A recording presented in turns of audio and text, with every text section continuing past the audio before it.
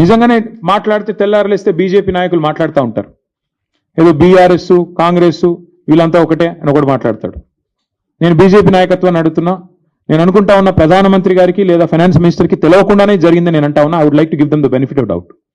వాళ్ళకి తెలియకుండానే ఈ కింది లెవెల్లో బీజేపీ ఎంపీలుగా ఉన్న వాళ్ళు కొంతమంది చేసిన వ్యవహారం వాళ్ళు బ్యాంకులను మేనేజ్ చేసి చేసినారని నేను అనుకుంటా ఉన్నా. ఒకవేళ నిజంగానే బీజేపీ సిన్సియర్గా ఉంటే, కేంద్ర ప్రభుత్వానికి చిత్తశుద్ధి ఉంటే, ఈ విషయంలో నేను స్పష్టంగా డిమాండ్ చేస్తా ఉన్నా, వెంటనే ఇన్వెస్టిగేషన్కి ఆదేశించండి. ఒకవేళ సిబిఐ కాకపోతే సివిసి లేదా SEBI can start an investigation, ED can start an investigation because money is involved, and even SFIO serious fraud investigation office can initiate enquiry. ఇందులో ప్రతి ఆధారం ఇప్పుడు నేను చెప్పింది మీకు దొరుకుతుంది. ఇందులో ఏం కూడా పబ్లిక్ డొమైన్లో ఆల్రెడీ ఉంది. It's a matter of stitching it up. ఖచ్చితంగా ముఖ్యమంత్రి గారు ఆయన